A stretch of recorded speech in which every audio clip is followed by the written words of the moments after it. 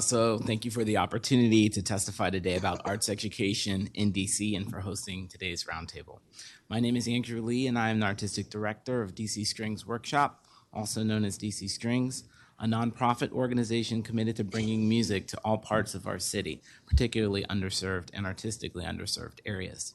Professionally, I've served on various boards and worked with national arts organizations and orchestras to transform opportunities for Black and Latino classical musicians.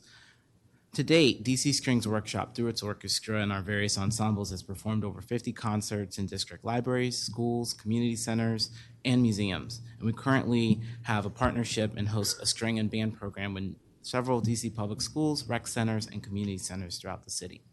Our piano, strings, band, and drumline partner classes have served over 300 students this year alone. We have worked to bring in talented orchestra members to work directly with students. We believe that all people, particularly youth, should experience the joys of music and have access to a quality music education. So I urge you today to really think about empowering the DCPS Music Office led by Mary Lambert with an investment of $250,000. These resources will fund critical instrument repairs and professional development experiences for teachers. Creating a fund administered by this office makes a whole lot of sense because they're closest on the ground working with teachers and outside partners like ourselves to ensure more equity in the system. We already know that so many schools have like a variety of different instruments. If they have a PTA that's funded, then sometimes the PTA can stand in the gap. But oftentimes it's outside organizations and teachers having to make that investment on their own. Another thing that we really want to call on is a more robust curriculum that celebrates DC's diversity and when it comes to all the contributions that have been made by artists that are in DC, from music to jazz, from GoGo to theater. I don't think that a lot of youth in DC know about the history of DC and a lot of the contributions that have been made. So we would definitely like to partner and like for the council to kind of explore a more robust curriculum that explores that. I could go on and on about the generations of DC musicians and from Duke Ellington and on, but that's something that you definitely want to focus on. Another thing that's challenging is a lot of the neighborhood jurisdictions from Arlington and Montgomery County really invest in music and arts education at a young age. So this means that kids in second and third grade have the option to pursue orchestra or band or chorus or drama. And we really don't see that widely in DCPS, and that's something to also revisit. As you examine kind of the arts and music landscape, I really want you to think about the next generation and every kid. I'm sure everyone who's testified today, we all have a deep passion and love for the arts and have been impacted by it. But how many kids are going to have that opportunity in DC unless they go to Duke Ellington?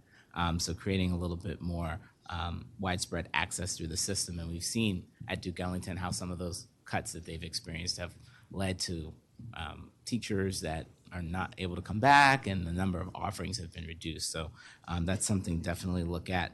And I just wanted to close by saying that one teacher made a difference for me.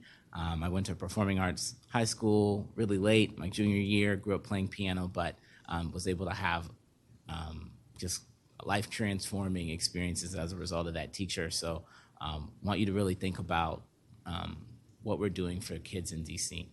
And I have some pictures that I submitted of like broken instruments and water damage in several schools. So would love for you to explore that too, but we can talk about it a little later. Okay. Do you want to just talk about it a little bit more? I mean, so is it when you're going into the schools to provide lessons and things, you're seeing a failure to have quality instruments or any instruments at all? I mean, I'm sure we all could talk about that. Yeah. Basically, I mean, some of the schools have instruments from like the 1980s. The schools raised money with some of the band programs, and the uniforms were damaged due to like water damage or theft or all sorts of other issues with securing it. But that's just one school, but right. Several schools have been impacted, and some of those things happened in the summertime and still haven't been repaired, like ceiling coming apart and you know, just all the things you already know. I appreciate that. There's a hearing today on making GoGo the official music of DC. I'm curious your position on that. Can I put you on the spot, because you're you play classical music mostly, but what are your thoughts on that? We've partnered with the GoGo Symphony in a concert at the Arc. I mean, we definitely play a lot of different styles of music. I would say classical is probably our home, but we've had jazz concerts, we've had outdoor concerts, but I think there's just not enough attention. Now there's more attention on GoGo, but all the funk, jazz implications, and like what school does a kid go to learn how to play go-go in Right. DC if it's not Duke Ellington? So I think we really need to have a serious conversation and investment if we want to create those opportunities. Yeah, I mean, the reason I ask is because you're the first person that's really mentioned the history of what's happened in the District of Columbia over time and the various types of music that's come out of DC has been amazing.